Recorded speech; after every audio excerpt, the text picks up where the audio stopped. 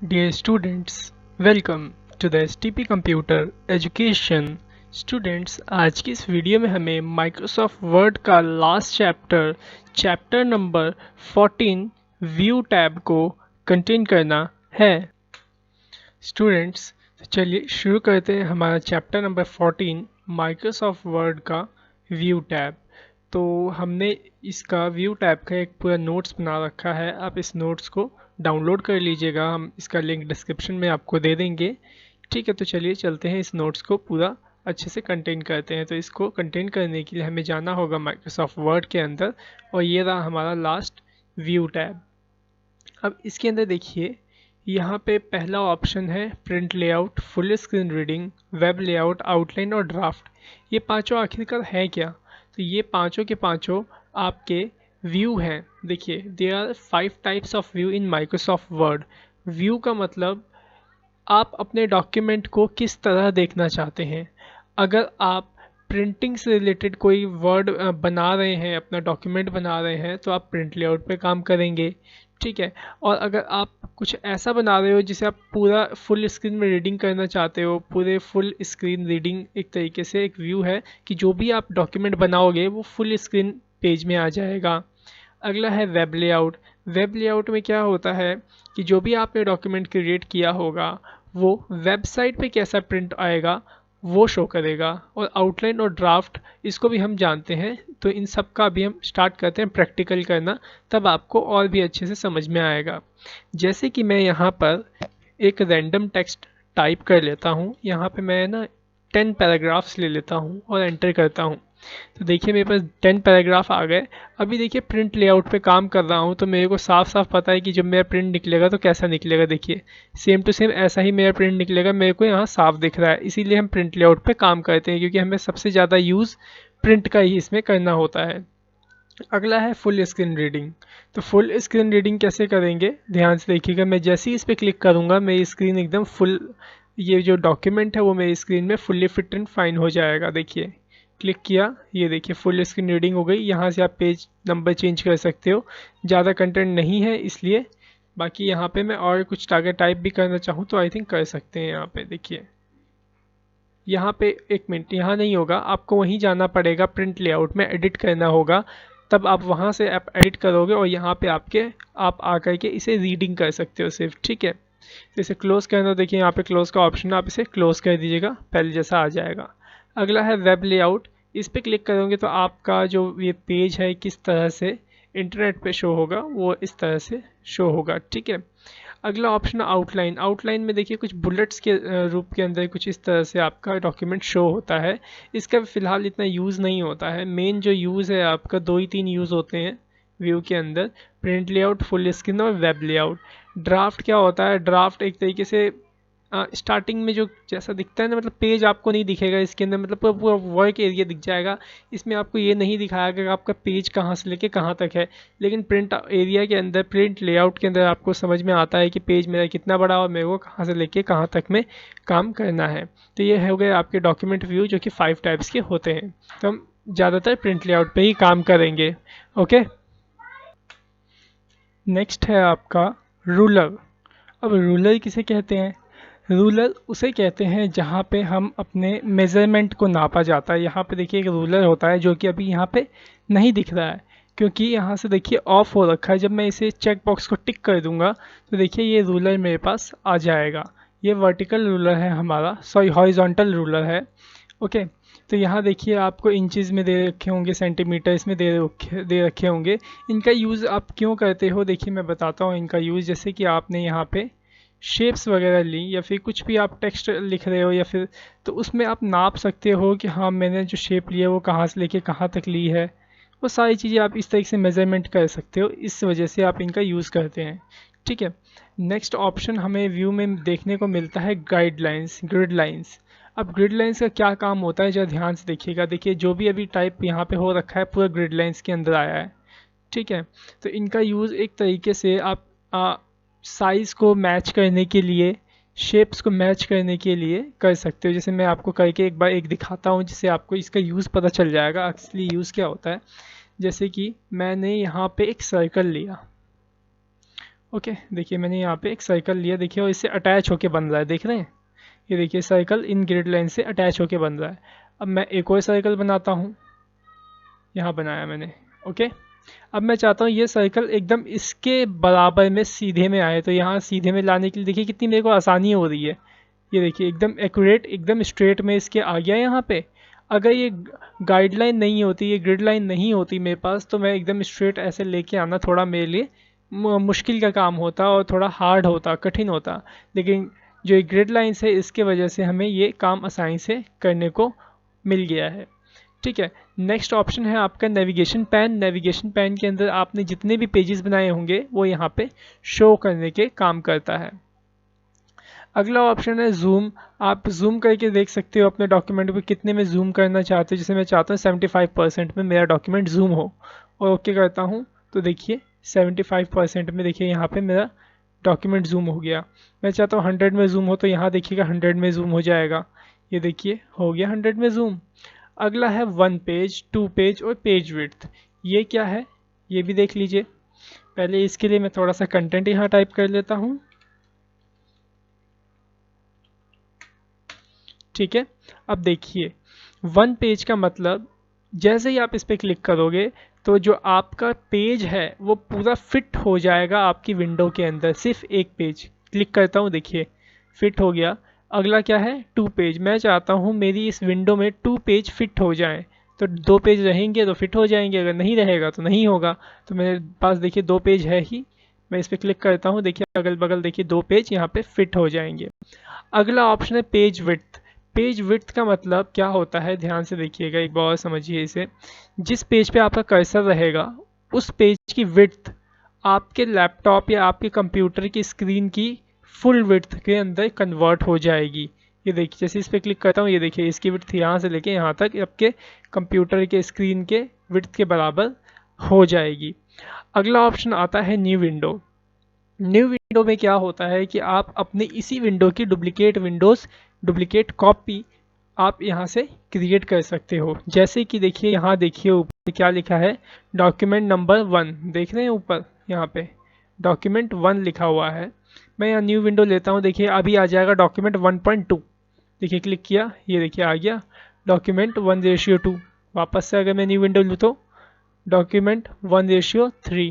ठीक है, तो यह देखिए यहाँ पे नीचे देखिए 3 विंडो यहाँ पे खुली हुई है, 1 2 3। मैं चाहता हूँ ये तीनों अब अरेंज हो जाए एक साथ, एक ही स्क्रीन पे तीनों विंडो दिखनी चाहिए। तो देखिए यहाँ पे आपको एक ऑप्शन मिलेगा अरेंज ऑल का, आप इस पर क्लिक करिएगा, देखिए तीनों विंडोज़ अरेंज हो गई। ओके, अगला ऑप्शन देखिए स्प्लिट। अपने पेज को स्प्लिट कर देना आप यूज़ कर सकते हो। देखिए कैसे यूज़ होगा। स्प्लिट का मतलब होता है कि ना, जैसे एक तरीके से आप समझ लो मिरर का इफेक्ट आ जाता है इसके अंदर, स्प्लिट के अंदर। जैसे आप अपने पेज को स्प्लिट करोगे तो आपका पेज एक तो वहीं रहेगा और वही पेज आपको नीचे मिल जाएगा स्क्रॉल करने के लिए या फिर आप एडिटिंग करने के लिए, जो भी आप करना चाहो। फिलहाल मैं आपको इसे करके दिखाता हूँ, जैसे ध्यान समझिएगा। ओके, इसे जो छोटा करता हूँ, देखिए जैसे स्प्लिट पे क्लिक किया, देखिए मेरे पास ये की आ गई लाइन। कहाँ से मैं स्प्लिट करना चाहता हूँ, मैं चाहता हूँ यहीं से स्प्लिट करना, मतलब यहीं से मेरा पेज ये रुक जाए और यही मेरा पेज देख रहे हैं। ये देखिए ये मेरा पेज है और ये भी मेरा पेज है, ये दोनों सेम, ये दोनों एक ही पेज है, लेकिन ये दिख अलग अलग विंडो में रहे हैं। अगर मैं यहाँ चेंजेस करूँगा तो देखिए यहाँ पे भी चेंजेस होगा। देखिए मैं यहाँ ऑन के आगे, देखिए यहाँ पे ऑन है, यहाँ पे मैंने ऑन के आगे कैसे रखा और यहाँ पे 45 लिखा, तो देखिए यहाँ पे भी 45 टाइप हो रहा है। तो इसका यूज़ क्यों करते हैं, जैसे कि बाय द वे आपको फर्स्ट पेज में से कुछ देखना है और सेकंड पेज में कुछ लिखना है, तो आप इस तरह से देख करके फर्स्ट पेज से लिख सकते हैं, इसलिए आप स्प्लिट का यूज़ करेंगे। ओके, अब मैं इसे रिमूव करना हो तो आप रिमूव स्प्लिट पे क्लिक करिए, रिमूव हो जाएगा आपका स्प्लिट। नेक्स्ट है view side by side. View side by side के अंदर क्या होता है, ये ऑप्शन तभी आपका अनेबल होगा जब एक से ज़्यादा आपकी विंडोज़ यहाँ पे इस तरह से ओपन होगी। तो मैं इसे साइड बाय साइड पे क्लिक करके ओके करूँगा तो देखिए साइड बाय साइड हमारी जो विंडोज़ होंगी वो इस तरह से ओपन हो जाएंगी। अगला ये रीसेट विंडो पोजीशन, जो क्लिक करोगे तो जैसा पहले था वैसा ही हो जाएगा। ओके, अगला इसको छोड़ दीजिए, इसको हम बाद में देखेंगे, बाकी ये यूज़फुल है नहीं इतना। आगे चलते हैं स्विच विंडो। अभी जो 3 विंडो खुली है आप उसमें स्विच कर सकते हैं। जैसे 1 पे जाएंगे तो इस पर क्लिक करिए, 1 खुल जाएगी। इसे कट कर देता हूँ, 2 पे जाना है तो 2 पे, 1 पे जाना है तो वापस से 1 पे क्लिक करिए, देखिए आ जाएगी। ओके, नेक्स्ट ऑप्शन है सबसे लास्ट मैक्रोज का। तो मैक्रोज में क्या होता है गाइस, मैक्रोज बहुत ही काम की चीज़ है और बहुत ही यूज़फुल होती हैं। तो इसका मैं यूज़ आपको बहुत अच्छे से प्रैक्टिकली करके दिखाता हूँ, जिससे कि आपको बहुत अच्छे से समझ में आएगा। जैसे कि गाइस मेरे को एक डॉक्यूमेंट बनाना है और उस डॉक्यूमेंट के अंदर कुछ एक सेंटेंस है वो कई बार यूज़ हुआ है। तो मैं नहीं चाहता कि उस सेंटेंस को बार बार टाइप करूं, क्योंकि बार बार टाइप करूंगा तो मेरा टाइम वेस्ट होगा जब एक ही चीज़ को लिखना है। तो आप कहोगे कि आप उसे कॉपी पेस्ट क्यों नहीं कर लेते। तो कॉपी पेस्ट तो कर सकते हैं, लेकिन उससे भी अगर हमें एक आसान तरीका मिल जाए तो कितना बढ़िया रहेगा। तो करना ये है हमें, इसके अंदर हम उस लाइन की या उस सेंटेंस की एक शॉर्टकट की बना देंगे। जब भी हमें ज़रूरत पड़ेगी वो लाइन की, उस शॉर्टकट की को प्रेस कर देंगे जिससे कि वो लाइन वहाँ पे आ जाएगी। तो इसका मैक्रो का वर्क यही होता है। तो चलिए इसे प्रैक्टिकली अचीव करते हैं। तो सबसे पहले आपको जिस लाइन को शॉर्टकट की बनाना है, जिस लाइन की शॉर्टकट की आप बनाना चाहते हो, तो पहले आपको करना क्या है, सबसे पहले तो आपको मैक्रो में जाना है। Firstly you have to go macro option, जिसकी शॉर्टकट की Alt+F8 होती है। यहाँ जाके आपको रिकॉर्ड मैक्रो पे क्लिक करना है। ठीक है, जैसे ही क्लिक करोगे आपके सामने रिकॉर्ड मैक्रो का एक डायलॉग बॉक्स ओपन हो जाएगा। आप जिस लाइन को रिकॉर्ड करना चाहते हो, अगर उसके बारे में उसका नाम कुछ देना चाहो तो यहाँ पे दे सकते हो। जैसे कि मैं यहाँ पे एक नाम दे देता हूँ, नॉलेज। नॉलेज के नाम से मैंने एक नाम दे दिया यहाँ पे। अब यहाँ पे क्लिक करिए कीबोर्ड पे। अब कीबोर्ड में जाइए और यहाँ देखिए आपको लिखा है ना प्रेस न्यू शॉर्टकट की। तो आप कुछ शॉर्टकट की प्रेस कर दीजिए ऑटोमेटिकली अपनी मर्जी से। तो मैं यहाँ पे देखिए प्रेस कर रहा हूँ Alt+C। ठीक है, मैंने Alt+C प्रेस कर दिया और यहाँ पे असाइन पे क्लिक कर दीजिए। देखिए यहाँ करंट शॉर्टकट कीज आ गया और इसे क्लोज कर दीजिए। जरूरी नहीं है कि आप भी Alt+C करें, आप कुछ भी कर सकते हैं, ऐसी कोई दिक्कत नहीं है। आपकी जो इजी लगे आपको शॉर्टकट की आप उसे यूज़ करिए। हाँ, लेकिन देखिए अगर आप पहले से ही जैसे Ctrl+S डाल दोगे तो फिर आपका सेव काम नहीं करेगा, याद रखिएगा। अगर आप Ctrl+O कर दोगे यहाँ पे तो Ctrl+O पे फिर वही लाइन आएगी, फिर Ctrl+O से ओपन नहीं होगा। इसलिए ऐसी शॉर्टकट की डालिएगा जो कि इसके अंदर असाइन ना हो पहले से। जैसे कि Alt+C अनअसाइंड थी, इसलिए मैंने इसे डाल दिया। Alt+C से ज़्यादा कुछ नहीं होता था। ओके, तो अब यहाँ पे इसे मैंने क्लोज कर दिया। अब जिस वर्ड को, जिस लाइन को आप रिकॉर्ड करना चाहते हो उसे आप अब टाइप करना शुरू करिए। जैसे मैं यहाँ पे टाइप करता हूँ, this is my first web page. ठीक है, मैंने ये सेंटेंस टाइप करना है, बार बार टाइप करना था, मैंने इसे टाइप कर लिए, रिकॉर्ड कर लिया। अब मेरे को इस रिकॉर्डिंग को स्टॉप करना होगा, तो इस पे जाइए मैक्रोस पे और स्टॉप रिकॉर्डिंग पे क्लिक कर दीजिए। अब आपका मैक्रो बनके तैयार है। अब आप जब भी Alt+C दबाओगे वहाँ पे ये काम कर जाएगा आपका सेंटेंस। देखिए मैं Alt+C दबाता हूँ अपने कीबोर्ड से, ये देखिए आया एक बार। देखिए मैं Alt+C वापस दबाता हूँ, देखिए दबाते जा रहा हूँ, देखिए आते जा रहा है। ये देखिए दबा के रखा है मैंने, देखिए ये देखिए आ रहा है। आया समझ में आपको मैक्रोस का यूज़। अब इसे डिलीट कैसे करेंगे, जाइए मैक्रो पे, व्यू मैक्रो में जाइए। देखिए नॉलेज के नाम से मेरा मैक्रो बन के तैयार है। इसे मैं डिलीट कर दूंगा तो भी ख़त्म हो जाएगा। अगर अब मैं Alt+C करूँ तो देखिए क्या हो रहा है, कुछ नहीं हो रहा है। Alt+C दबा रहा हूँ, कुछ नहीं हो रहा है। ओके, तो यहाँ तक था आपका माइक्रोसॉफ्ट वर्ड। पूरा हमने करवा दिया है इस माइक्रोसॉफ्ट वर्ड को ख़त्म। तो मैं अगली वीडियो के अंदर आपको इसका एक बहुत ही बड़ा टास्क देने जा रहा हूँ माइक्रोसॉफ्ट वर्ड में, कुछ ऐसा जो कि आप बनाएंगे। वो एक बहुत ही अच्छा प्रोजेक्ट होगा जिसके अंदर जो home, insert, page layout, reference, mailing, review, ये सारे के सारे टाइप्स के आपके क्लियर हो जाएंगे। ठीक है, तो मिलते हैं नेक्स्ट वीडियो में। तब तक आप इसकी अच्छे से प्रैक्टिस करिए, होम की, इंसर्ट की, जितने भी टैब्स हैं। और अगर कोई डाउट है तो हमसे कांटेक्ट करिए और उसी डाउट को क्लियर करिए।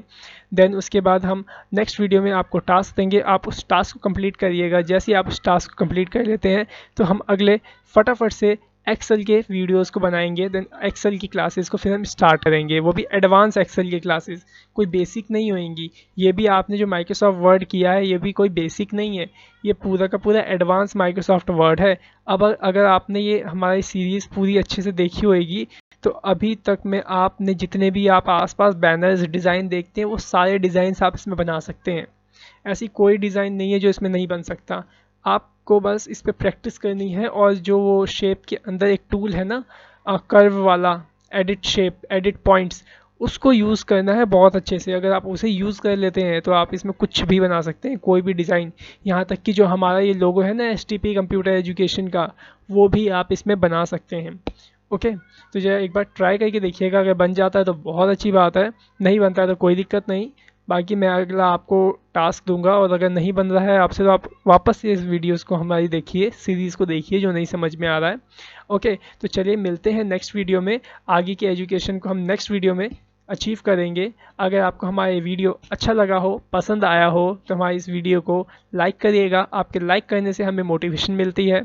और हमारे इस चैनल को भी सब्सक्राइब करिएगा। Thanks for watching our video. Have a nice day.